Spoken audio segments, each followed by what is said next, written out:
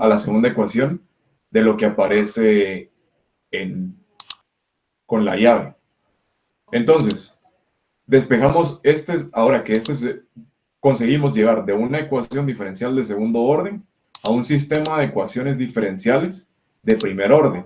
Eso es a lo que se le llama reducción a primer orden. No es a primer orden, sino de primer orden. Bueno, no importa, son detallitos. Entonces, se despejan las ecuaciones para las primeras derivadas de las variables del sistema de ecuaciones y obtenemos este sistema de aquí. O sea, nada más reescribimos este sistema de aquí como esto de aquí.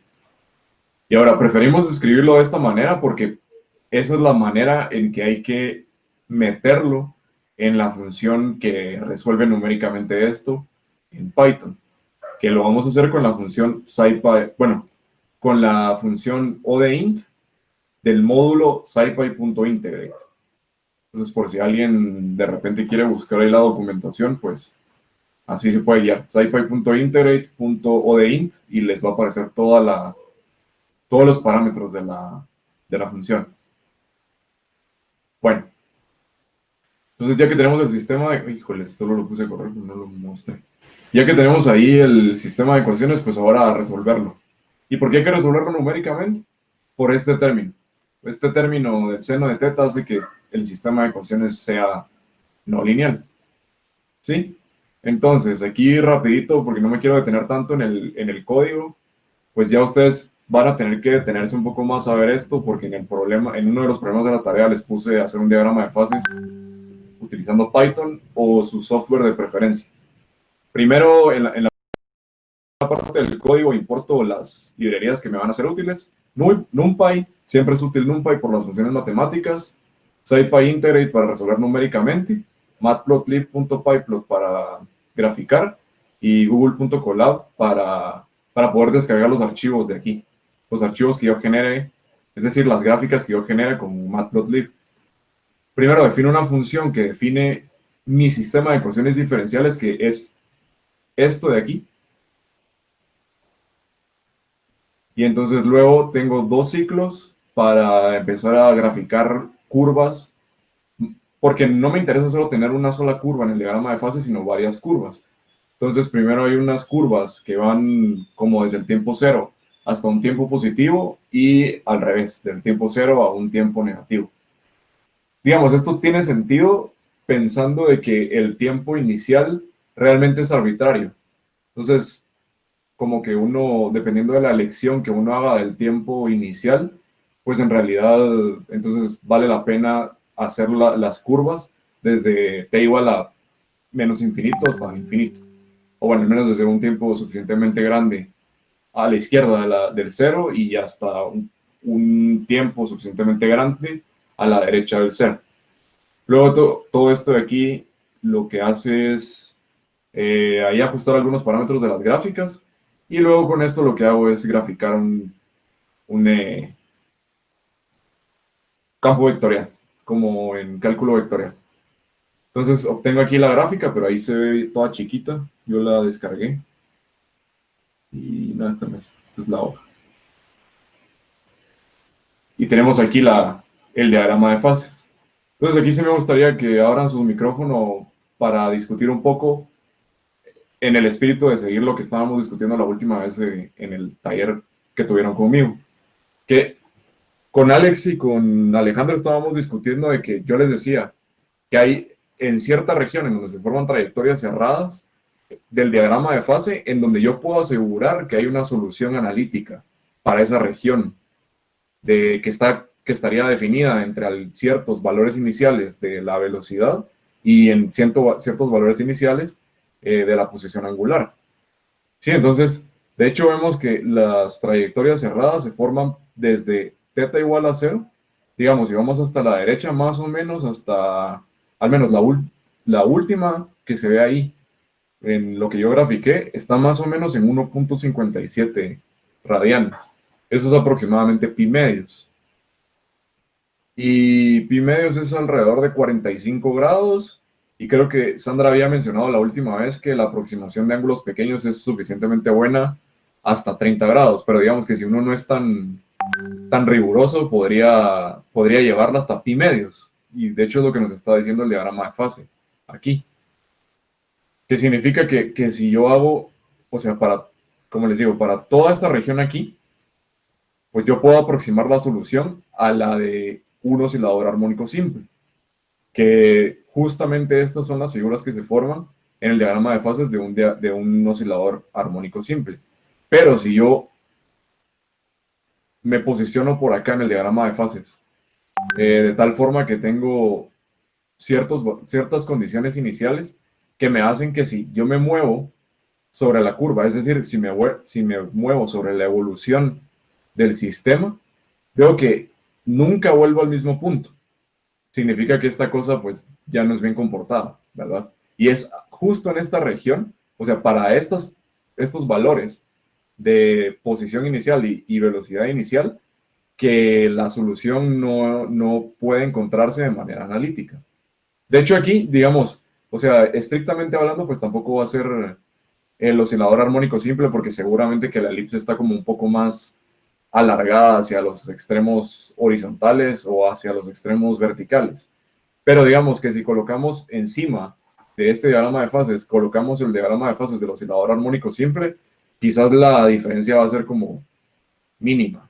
Entonces, es lo que nos dice que, o sea, es otro check para asegurar de que la aproximación de ángulos pequeños es buena hasta cierto valor de condiciones iniciales. O sea, por ejemplo, quizás aquí para pi medios, vemos que la coordenada en y, la coordenada vertical, es decir, la velocidad inicial con la que tendría que iniciar el péndulo, es aproximadamente cero.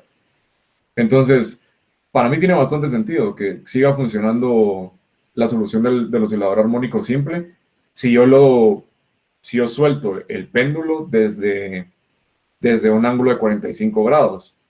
O sea, creo que si yo le pongo mucha velocidad al péndulo, inicialmente, seguramente, pues esa cosa ya no se va a comportar eh, correctamente, de buena manera.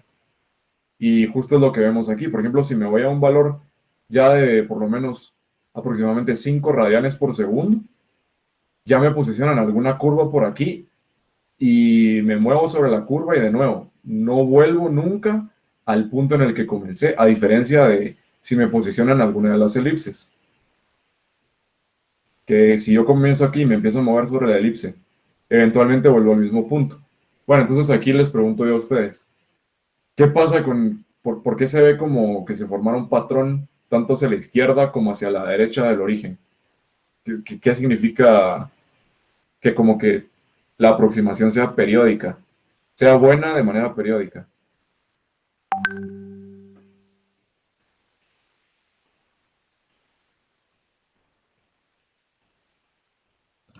¿A qué te referís con periódica? No te entendí bien la pregunta, disculpa. Que, ¿Cómo explican que si me muevo hacia la izquierda o hacia la derecha en la coordenada en teta, ¿por qué observo el mismo patrón? O sea, ¿por qué observo aquí? ¿Por qué esta figura que se forma aquí es simétrica respecto de este lado, del lado derecho?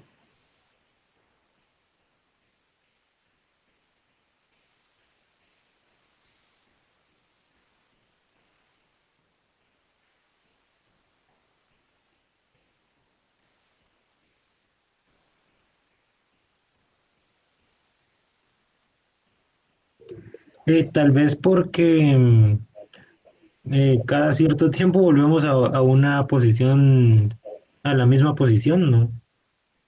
Cada Que- cierto tiempo no o... cada cierto tiempo, sino entre más avanzamos teta, o sea, como estamos en coordenadas polares, vamos a volver al mismo punto. Exacto, esa es la respuesta correcta. Porque si yo comienzo en el cero, en teta igual a cero, eso sería estar en el punto más bajo del péndulo. Y yo muevo el péndulo hacia pi medios, eso estaría como a 45 grados. Y si decimos que se mueve positivo en contra de las manecillas del reloj, está a la derecha. Va, y eso se va a repetir 2 pi veces después, ¿cierto? Y bueno, de hecho va a suceder una cosa similar si yo pongo el péndulo en menos 45 grados.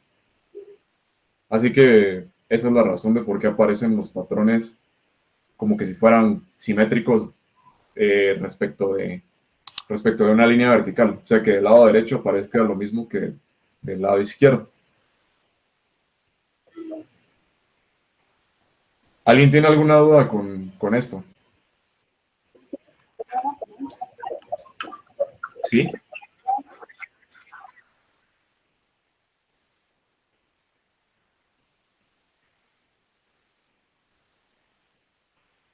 Pi cuartos es 45 grados, ¿va? Medios es 90 grados. Sí, sí, sí, sí. Perdón. Ajá. Sí, fue desliz, perdón. Yo solo no me quedó claro por qué la ecuación que nos mostraste no era analítica. Ok. Esta de aquí. Ujú. No tiene solución analítica porque no es lineal. Y no es lineal por el término el seno de teta. O sea, no es lineal en teta. Ujú. Porque la definición de linealidad para una ecuación diferencial, bueno, y en general en matemática, es que esa variable solamente puede estar a la potencia 1. Y, por ejemplo, si ya tuvieras un término teta cuadrado, eso ya vuelve que la ecuación sea no lineal. Por lo tanto, no se puede resolver analíticamente, en la mayoría de los casos.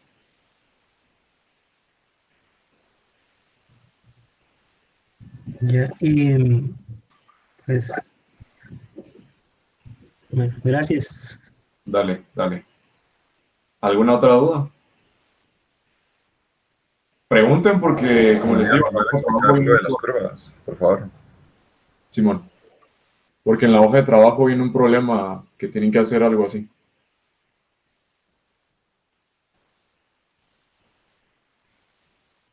¿Era eso lo que me pediste, Carlos? Simón, por favor. Ah, que sí te lo puedo enviar. No, no, o sea, si no podrías volverlo a explicar.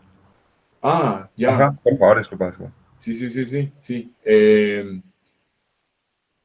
Que les había dicho, bueno, volvamos aquí. Recordemos que cuando intentamos nosotros resolver esta ecuación diferencial de aquí, esta que estoy yo subrayando, usualmente lo que hacemos para poderlo resolver de manera analítica es hacer la aproximación seno de teta igual a teta. Es decir, nosotros estamos considerando solamente ángulos pequeños o valores pequeños de teta. ¿Sí? Entonces, pero, o sea, eso como que no es muy satisfactorio porque de igual forma no estamos encontrando no tenemos un panorama completo de cuál es la solución de esta ecuación diferencial, o sea, de la ecuación diferencial sin la aproximación. Entonces, para eso nos sirve el diagrama de fases, para saber, para al menos tener una forma visual de ver en el diagrama de fases de que sí, tenemos una solución que no es bien comportada en el diagrama de fases. Entonces, ¿dónde vemos eso aquí? Lo vemos en las curvas, por ejemplo, en estas que no forman trayectorias cerradas. Porque a lo que yo me refiero con curvas bien comportadas son trayectorias cerradas. Porque me gustaría que el ejemplo que tengan en la mente mientras estoy explicando esto es que el diagrama de fases del oscilador armónico simple son elipses. Elipses como las que se ven en esta parte, en el centro del diagrama de fases, aquí a la izquierda del diagrama de fases y a la derecha.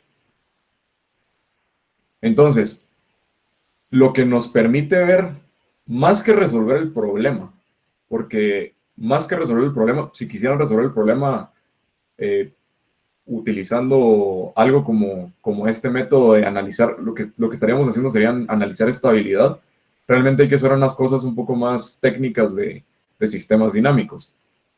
Entonces, yo todo lo que quiero lograr con esto es que tengan una manera visual de ver por qué la aproximación de seno de teta igual a teta es buena en ángulos pequeños y tener una forma visual de ver cómo es más o menos la forma de la trayectoria para ángulos grandes. Entonces lo que vemos para ángulos grandes es que, por ejemplo, colocándonos en un punto por acá. Como les digo, si se mueven por la curva en la que está ese punto, nunca vuelven a regresar a ese punto. Significa que no tienen una curva cerrada, entonces no tienen una curva bien comportada. Sin embargo, en esta región de aquí, en alguna región del centro, que está acotada por ciertas condiciones iniciales, es decir, ciertos valores de teta inicial y ciertos valores de omega inicial, van a tener que siempre se forman las elipses. Precisamente la del oscilador armónico simple. O sea, porque esta ecuación, cuando hacemos la aproximación, se vuelve la ecuación del oscilador armónico simple, ¿no?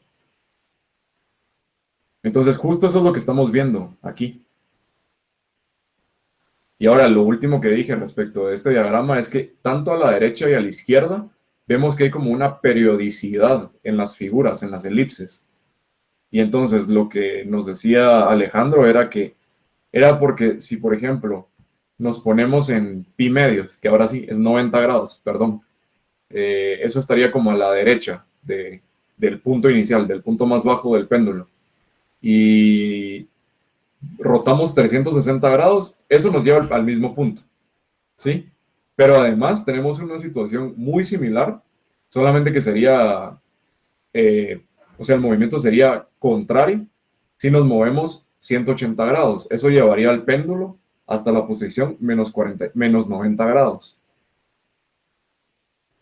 Y por esa entonces es la razón de por qué tenemos estas cosas que se repiten tanto hacia la derecha como a la izquierda. Y yo creo que también se repiten para abajo.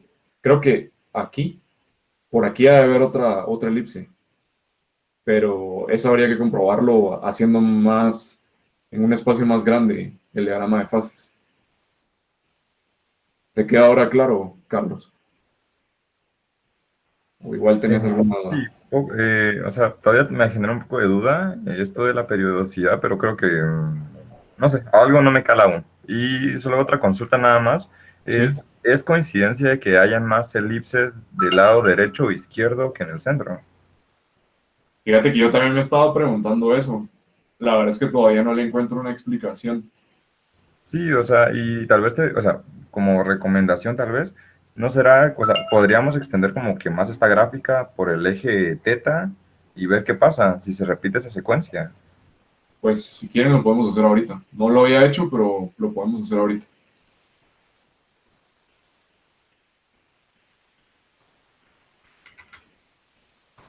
Voy a extender el doble, ¿les parece?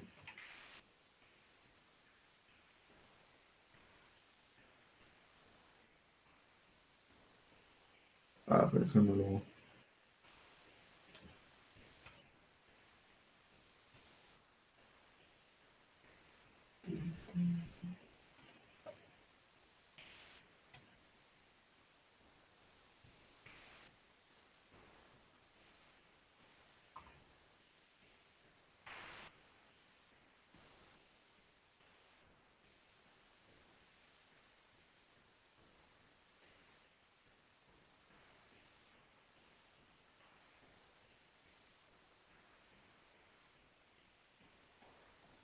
No, no se repite. Voy a...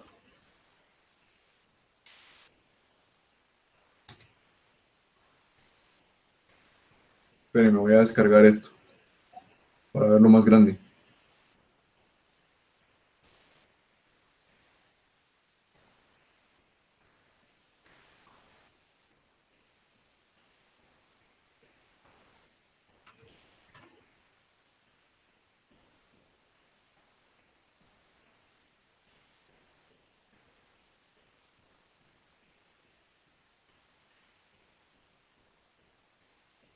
Ya está, ¿eh? Ah, caray. Yo pensaba que sí se repetía, pero no. Pues sí, podría tener explicación en que si te vas para arriba o para abajo, tenés valores muy grandes de velocidad.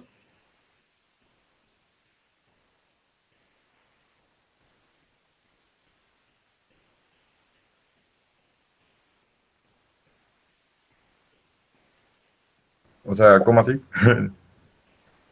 Es que en el eje vertical lo que estás graficando es velocidad.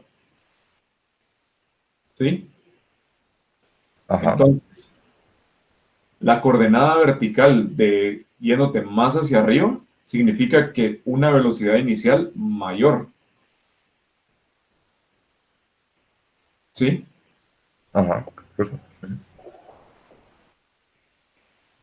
Igual no. Ah, no, claro, pero tal vez, o sea, a ver, tal vez lo que me genera más duda es la periodicidad. Eso es lo único que no le hallo tanta lógica No. realmente. Ajá, ¿Sabes solo qué? es. Voy a hacer lo que usaron aquí. De acuerdo. Para explicar lo que estoy diciendo. De todas formas, ya eso era lo que tenía los diagramas de fase.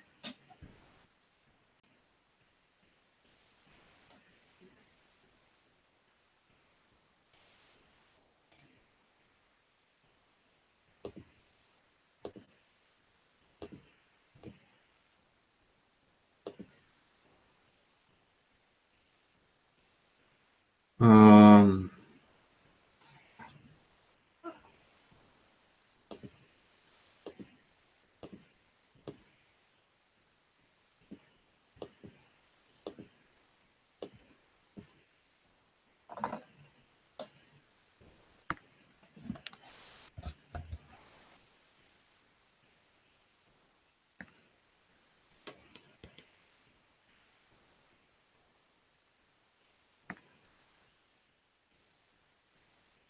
el péndulo es este.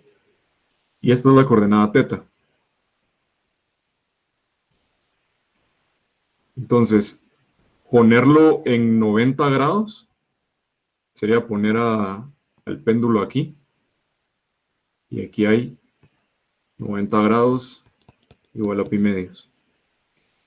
Va, entonces, lo que digo con la periodicidad es, digamos, le colocas cualquier velocidad inicial. Digamos, velocidad inicial 1, un radián por segundo. Entonces, lo que yo pregunto es, ¿qué pasa qué diferencia tiene colocar el péndulo de este lado que de este lado? Con la misma velocidad inicial. ¿Qué es lo que va a cambiar? ¿Qué es lo que va a cambiar en la dinámica, en la evolución del péndulo? Es de suponer que la dirección, ¿no? Exacto, la dirección. Eso nada más. Y ahora, ¿cómo vemos la dirección en el diagrama de fases? Pues habría que dibujarle como flechitas a esa cosa. O sea, que va en esta dirección o si va en la otra dirección, pero eso no se lo agregué yo a los dibujos. Entonces,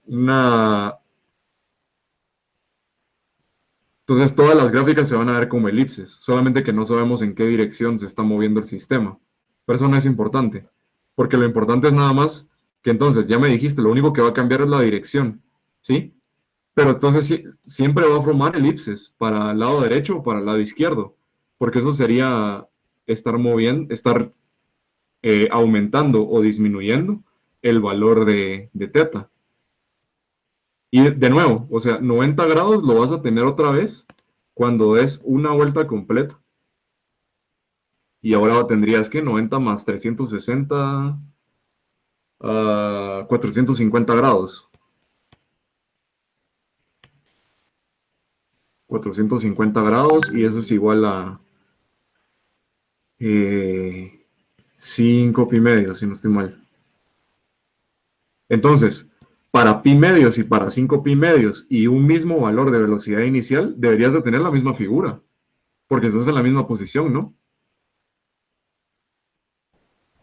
Claro, y en el caso de 270 grados, ¿De cuánto? 270 grados, ¿Cuánto sería eso en radianes? chale. Eh, déjame ver. Dale. 270 grados es aquí. 60. Es No tres sé. pi medios, ¿no? Ajá, es 3 pi medios. Ah, va, 270 grados es este caso entonces. Es como te digo, el caso que tenés aquí, pero simplemente con la trayectoria yendo en la dirección contraria. Porque digamos, cuando este se esté moviendo así, este otro se movería de esta manera, ¿verdad? Sí, claro. Igual, o sea, supongamos nada más, si hicieras una reflexión de tu péndulo, pero digamos que viéndolo hacia arriba, no sé si me explico. O sea, si Ajá. invertís tu péndulo, o sea, está contando, o sea, tu diagrama de fase cuenta eso también. Perdón, otra vez, no entendí A bien, ver, no entendí bien. si vos, digamos, tenés tu dibujo, así como lo tenés así de tu péndulo en 90 grados y en Simón, 45, y claro, ¿no? Va. Pero si vos hicieras una reflexión al respecto de tu eje Y, eh, respecto del eje Y es lo que tengo dibujado, porque respecto del eje Y es reflejar aquí, es reflejar de este lado para este lado. O entonces sería al respecto del eje X, eso sería entonces reflejar así, para arriba. para arriba, ajá. No cuenta eso el diagrama de fase. No, no, pero es que ahí creo que es bastante intuitivo. Eso va, ya así como con qué ejemplo podría poner. Que está, bueno, voy a bajar un poco. Que digamos lo tengo aquí y vos decís, ahora, ¿qué pasa si tengo el péndulo aquí? Ajá, cabal. Ah, no, pues ahí sí no hay periodicidad. Exacto, o sea, es que eso es lo que me tenía duda. O sea, yo realmente, así como que, ¿por qué se repite? Pensé que Ah, ese, sí. Ajá, ajá. realmente pensé que ese era el caso, pero, o sea, me disculpo por los que ya sabían. Ah, ok. Ajá, sí, o sea, es que realmente no entendía por qué el diagrama de fase no incluía tal vez eso, no sé cómo explicarlo. De hecho, si te vas para arriba en la frecuencia angular, miras que ya hay puros senos o cosenos. Puros senos y cosas, Entonces, ajá, cabal. eso sería que como que le diste una velocidad angular muy rápida y esa cosa se queda dando vueltas, como venciendo la gravedad, por así decirlo. Exacto, Simón, así. Ya, ok. Sí, sí. Exacto, exacto. De hecho, hay una línea que se mira bien marcada, un como coseno que se mira bien marcado en el diagrama de fases. Ah, si quieren lo vuelvo a mostrar. Sí, sí, me recuerdo, cabal, que estaba un poquito arribita, o como que, bueno, no me recuerdo realmente, pero sí, sí se nota. Pero sí estaba bien arriba. Esta, sí, esta onda sí Ajá, parece un coseno. parece un coseno así puro, ¿no? Sí, como que conforme te vas para arriba, o sea, conforme aumentas la velocidad inicial, parece que la curva aquí tiende a un coseno, a una función Cabal, trigonométrica. De igual manera para abajo, ¿verdad? cabal. Y tiene todo el sentido del mundo porque yéndose para abajo, lo único que cambia es la dirección de la velocidad angular o Exacto. de la frecuencia angular. Bueno, de igual manera, yo les voy a subir esto y ustedes pueden ahí analizarlo más y igual me pueden preguntar, va. Eh, no es algo que les vaya a evaluar Osmar, pero yo se los quería enseñar porque creo que es chilero. Y porque creo que esta arma del diagrama de fases es bastante útil, no solo para los problemas de movimiento oscilatorio, sino pueden, o sea, a ustedes se les puede ocurrir de que cuando se topen con un problema que no sea lineal, pueden ver el diagrama de fases y ver ahí qué onda. Y ahí intentar un poco de desarrollar intuición de cómo poder resolverlo. Va. Bueno, entonces, lo segundo que tenía preparado para hoy son oscilaciones en dos dimensiones. Y no se ha dejado de compartir, ¿va? Ahí está. Son oscilaciones en dos dimensiones. Yo pensé que lo iba a dar Osmar el día de ayer, pero ya me contaron que no. Pero igual no importa mucho porque no es muy complicado esto de oscilaciones en dos dimensiones. Para eso consideremos este problema. Considero un oscilador isotrópico bidimensional. Demuestre que si la fase relativa es delta igual a pi medios, entonces la partícula se mueve en una elipse con semieje mayor y menor a x y a y, respectivamente. Donde a x y a y son las amplitudes en la coordenada en x y la amplitud en la coordenada en y.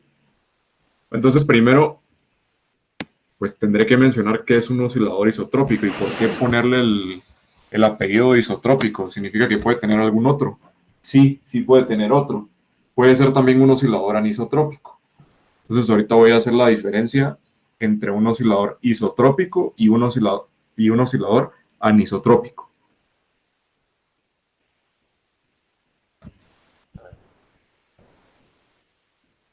Muy bien.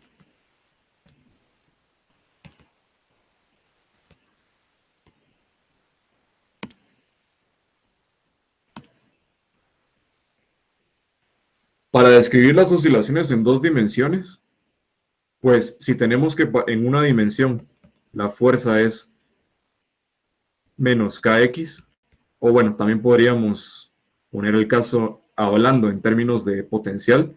El potencial de las oscilaciones armónicas es un medio de kx cuadrado, donde recordemos que la fuerza se escribe como el negativo del gradiente del potencial.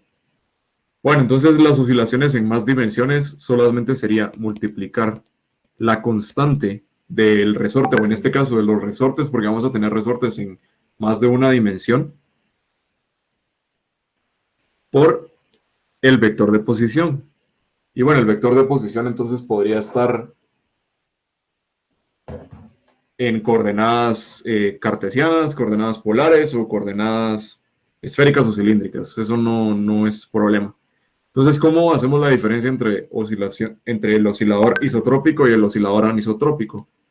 Pues la diferencia radica en la constante del resorte. Si tenemos el caso en el que la constante K es la misma en cada una de las componentes, es decir, X, Y, Z, eso es un vector. Si tenemos que la constante K es la misma para cada una de las coordenadas, pues entonces esto es un oscilador isotrópico.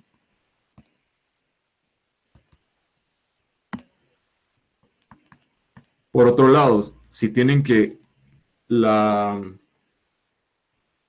Permítame 2 segundos.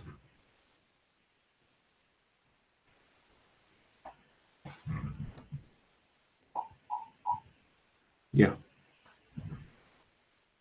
Por otro lado, si tienen que la constante K es distinta, tiene un valor distinto para cada una de las coordenadas, eso se llama entonces un oscilador anisotrópico, donde Kx es distinta de Ky, distinto de Kz.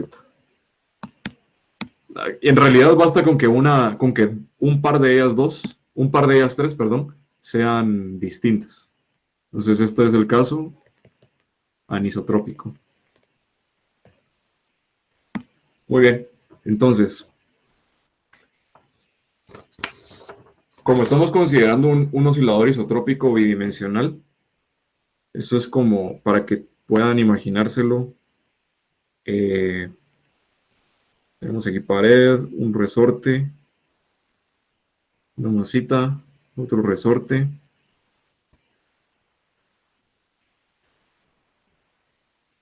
Y que el resorte se puede mover a alguna posición por aquí, por aquí, por aquí, por aquí, en cualquier posición del plano XY. Así que como tenemos el oscilador isotrópico en el caso de este problema bidimensional, yo voy a preferir trabajar en las coordenadas cartesianas. De hecho, porque me está hablando de las amplitudes en X y en Y. Entonces tengo que la fuerza que aplica sobre el resorte, bueno, sobre la masa más bien, va a ser menos K por X en la dirección en X, más la coordenada en Y en la dirección en Y. Y esto entonces me lleva a las ecuaciones de movimiento, una para cada coordenada. Mx punto punto va a ser igual a menos Kx y My punto punto es igual a menos Ky. De nuevo, las Ks son iguales en ambas coordenadas. Y entonces en cada una de las coordenadas tenemos un oscilador armónico simple.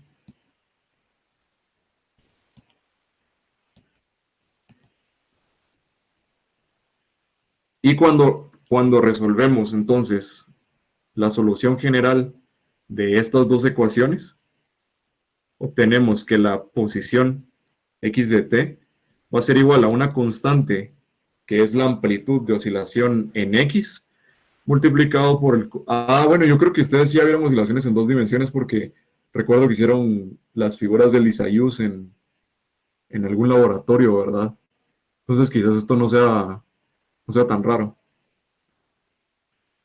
Coseno de omega... ¿Perdón? Más o menos lo vimos en el laboratorio de oscilaciones. Más o menos. Bueno, pues ahorita sí lo van a encontrar entonces la explicación de las soluciones de eso. Bueno, entonces las soluciones generales. Primero de esta ecuación es lo que estoy escribiendo, la amplitud en x multiplicado por el coseno de omega t menos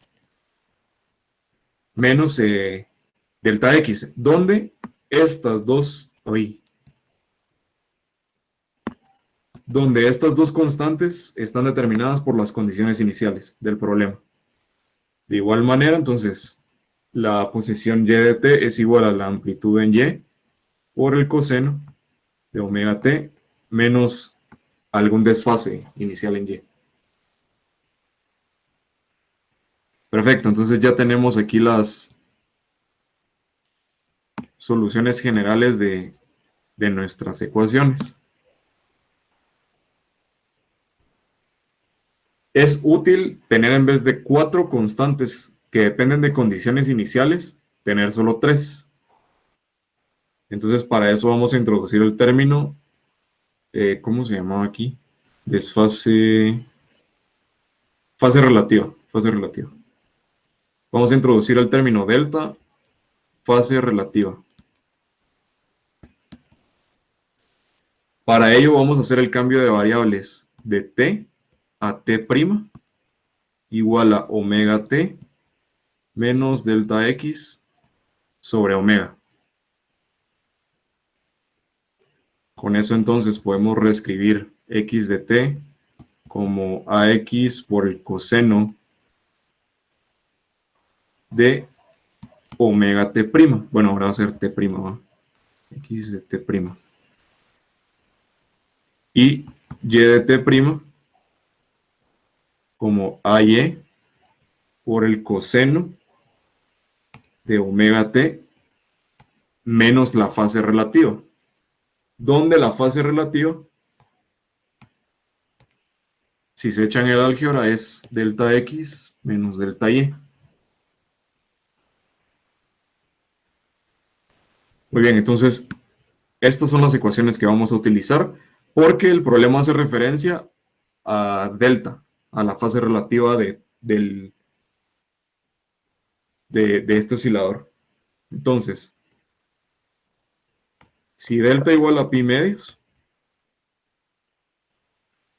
entonces x va a ser igual a ax coseno de omega. Y ahora no es hacer otro cambio de variables, pero por hueva, voy a dejar de escribir la t' y solo le voy a poner t. Igual no hay pérdida de la generalidad.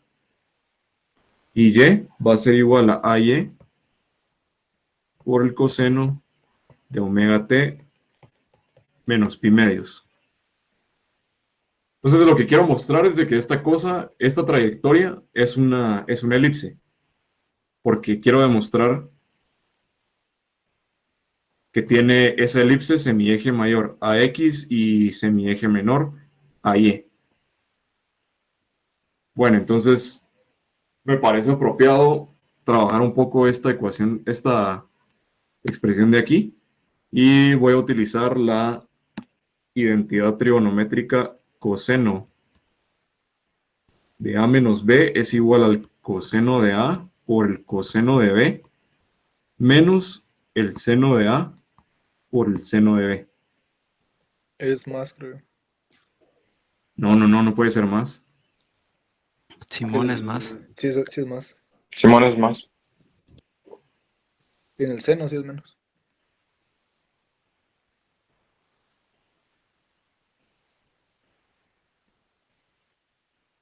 Pero es que si fuera más... no, sí o no.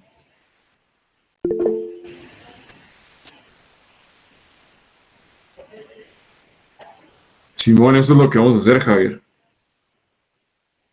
Simón, lo que vamos a hacer es transformar el coseno en un seno. Y yo lo iba a explicar utilizando esta, perdón, es menos aquí, va menos y es más ahí. Bueno, entonces esta cosa, entonces el coseno de omega t menos pi medios es igual a coseno de omega t por coseno de pi medios más el seno de omega t por el seno de pi medios. Y el coseno de pi medios es 0 y el seno de pi medios es 1. Entonces esto es igual a seno de omega t. Entonces ya con esto, que tenemos que coseno de omega t menos pi medios es igual a seno de omega t, entonces tenemos que x es igual a x coseno de omega t y y igual a y seno de omega t. Y en realidad ya podríamos dejarla aquí porque si se recuerdan de las ecuaciones paramétricas, de cómo se parametriza una elipse, pues tiene esas... La coordenada en x es la amplitud, bueno, el semieje mayor multiplicado por un coseno y el y la coordenada en y es el semieje menor multiplicado por el seno. Pero si todavía no lo ven ahí, podríamos hacer r cuadrado. R cuadrado, ¿a qué debe ser igual? Debe ser igual a la coordenada en x al cuadrado más la coordenada en y al cuadrado. Entonces esto es ax cuadrado por el coseno cuadrado de omega t más ay cuadrado por el seno cuadrado de omega t. Entonces, si estas dos constantes fueran iguales, pues entonces podemos utilizar la identidad pitagórica y decir que esto es igual a a cuadrado, ¿no? Porque tendríamos a cuadrado igual a coseno cuadrado de omega t más seno cuadrado de omega t, y esta cosa de aquí es 1. Pero como tenemos dos cosas distintas, entonces a lo que quiero llegar es de que si esta cosa de aquí, creo que aquí es más claro que esto es un círculo, pues entonces que la componente en x, no sea igual a la componente en y, ya da una idea de que es una elipse. O también otra manera es agarrar la ecuación de la elipse a fuerza bruta y probar que las constantes satisfacen con la ecuación de una elipse, que eso es x cuadrado, si no me recuerdo mal, x cuadrado sobre a cuadrado más y cuadrado sobre b cuadrado igual a 1. Entonces, esto sería ax cuadrado coseno cuadrado de omega t más ay cuadrado seno cuadrado de omega t igual a 1. Y de aquí vemos que a cuadrado es igual a 1 sobre ax cuadrado y b cuadrado es igual a 1 sobre ay cuadrado. Entonces, si no me recuerdo mal, si estas dos cosas no son iguales y esto es un signo más, entonces esta es una elipse. Creo que cuando es un signo menos y a cuadrado y b cuadrado son distintos, entonces creo que es una hipérbola, pero eso no me recuerdo bien. Entonces ahí ya estaría demostrado que para el desfase, para la fase relativa igual a pi medios, entonces la trayectoria que describe ese oscilador isotrópico es una elipse. ¿Alguien tiene alguna duda? Yo solo no entendí bien ese cambio de variable de t a t'. Voy a volver aquí.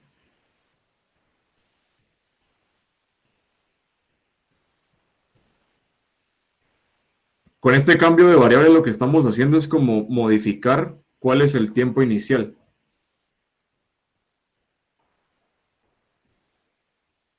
Porque si esto es igual a t menos delta x sobre omega. Entonces estamos haciendo como que el tiempo inicial, en vez de ser igual a 0, vamos a decir que ahora esto es el tiempo inicial. Entonces en realidad solo estamos haciendo un desplazamiento temporal que no cambia para nada el problema. En resumen, solo estamos cambiando el valor de t inicial.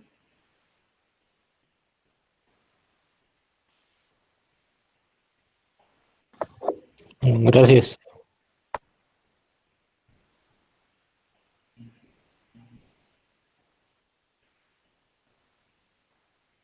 Bueno, entonces si nadie tiene otra duda, creo que podemos ir terminando.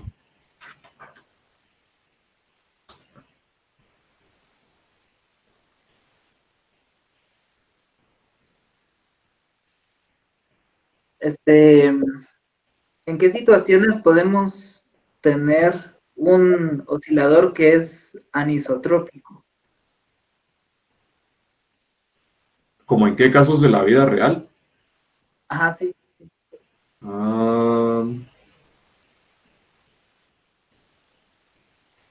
Bueno, un caso es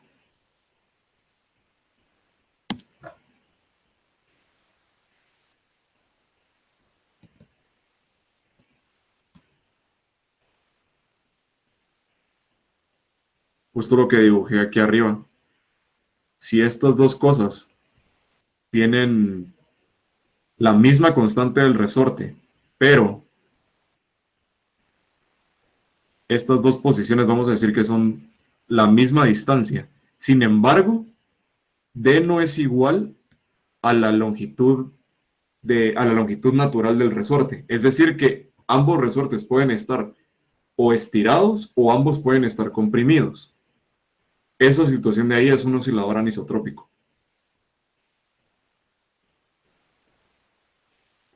De hecho, eso es es uno de los problemas de la tarea, que tienen que mostrar que es un oscilador anisotrópico.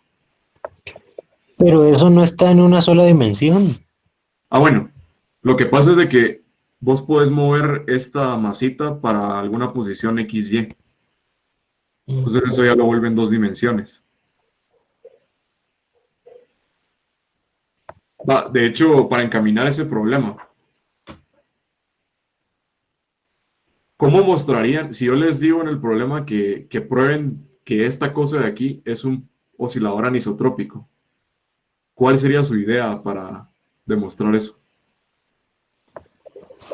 Supongo que descomponer la fuerza del resorte, porque voy a tener una componente, en este caso en el eje Y. Cabal. Supongo que lo que vos estás diciendo es, imaginémonos que lo desplazamos XY así. Entonces aquí voy a tener como F1, F2, y estas cosas de aquí y aquí me dan las componentes en F, ¿verdad? Simón, Simón. Esa es una forma. ¿Alguna otra idea? Ahí tengo otra pregunta. ¿Sí puedes componer esa fuerza así? Porque K no está actuando directamente. No me convence que la fuerza de un resorte la puedas componer así. A ver, esta fuerza de aquí, digamos, la fuerza 1, tendría que ser igual a menos K multiplicado por... Lo clave creo yo que es recordar que la fuerza de Hooke es proporcional al desplazamiento del resorte. Entonces el desplazamiento va a estar dado por R menos L en la dirección de R unitario. O sea, L donde L es la longitud natural. Entonces, ¿qué significa este término de aquí? Sería como poner a L precisamente en este pedazo, ¿verdad? Sería como tomar a L justo en esta dirección. Y esta cosa de aquí, digamos, le vamos a poner delta R, sería, por ejemplo, esta parte de aquí. Entonces, si lo trabajas de esa manera, de hecho sí llegas. Pero hay una forma más fácil. Ya no me he dado cuenta que Javier puso precisamente la ecuación de la elipse en los comentarios. Perdón, vos, buena onda. Cabal, entonces sí era el signo menos. Gracias.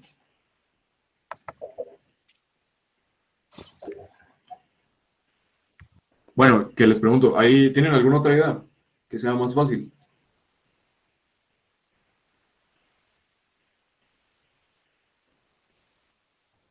¿Podrías volver donde habías mencionado, no sé qué diablos del gradiente? Sí. Por favor. A ver. Yo creo que ya vas. Hiciste la... Simón, algo así, estoy tratando de ver qué onda.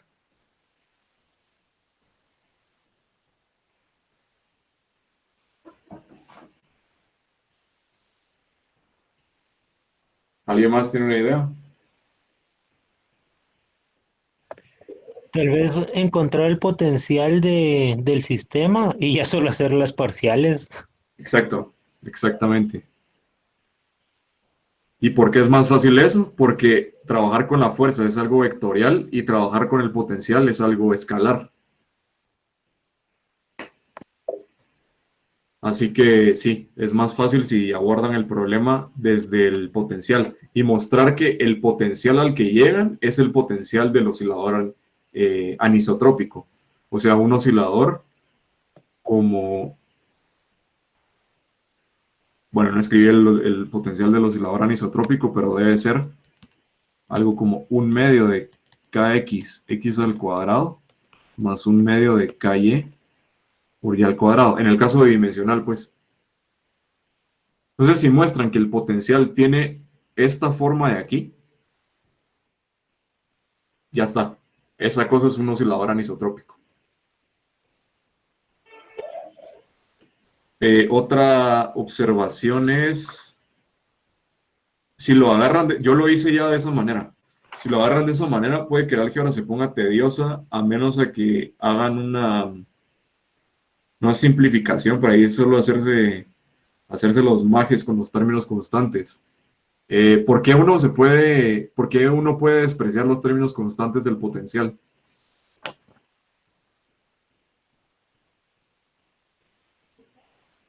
Digamos, en principio la respuesta es porque no cambian la dinámica del problema, pero ¿por qué no la cambian? Esa sería más bien la pregunta. Porque la fuerza es la derivada del potencial y estas constantes se van a la chingada.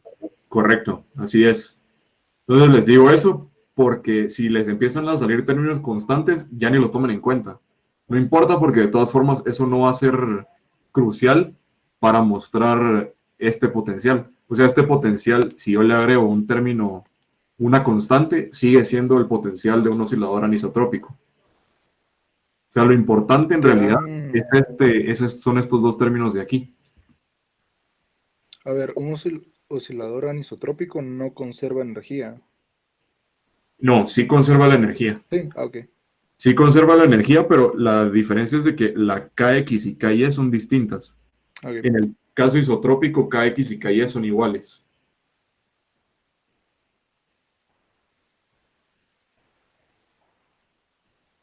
De hecho, esta constante físicamente se puede interpretar como un término que nos fija el potencial de referencia. Algo así como, como cuando uno fija el potencial gravitacional, ¿dónde lo pone en cero, por ejemplo? Algo así es porque se puede despreciar este término constante.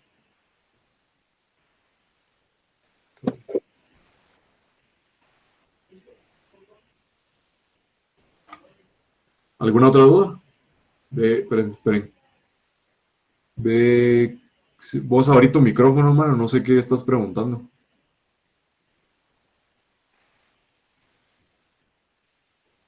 VVEC-R. Que ese es el código de eh, aquí abajo. Simón, vos, eso, disculpa. Esto. Había explicado que L es la longitud natural del resorte.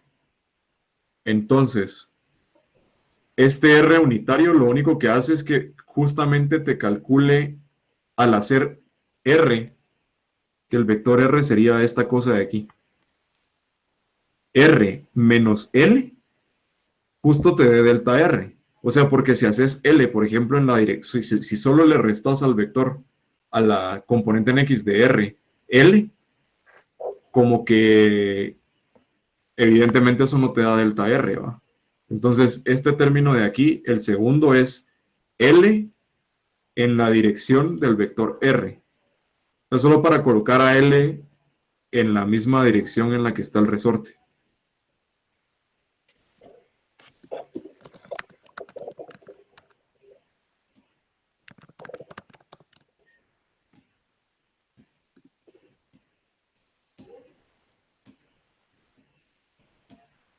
Vivo.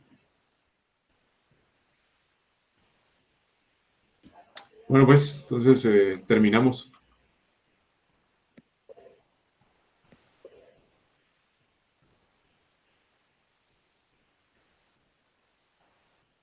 Tengan feliz tarde entonces.